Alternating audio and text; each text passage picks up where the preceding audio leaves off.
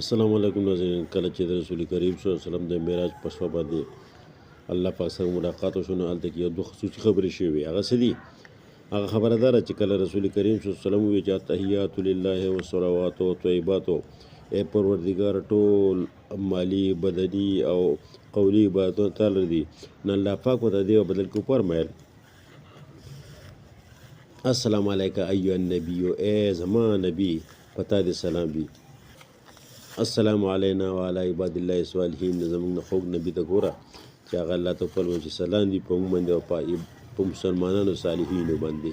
نو د مانځه په دوران کې چې کله تاسو اتحیات ته کښېنئ نو دا خبره ځان ته ضرور یاد ساتئ، ځکه چې د رسول کریم صلی الله علیه وسلم د الله په منځ کې دا یو خصوصي گفتګو وه چې دا د معجزه ده. د دې نه علاوه نور هم ډېرې معجزې وې، هغه به ته په بل بیان کې بیان کړم، خو دا د رسول کریم صلی الله علیه وسلم خصوصي معجزه وه. د نورو ډېرو خبرو نه علاوه چې مونځونه کم کړي یا نور څه کړي، نو دا یو خبره په منځ کې ځان ته یاد ساتئ.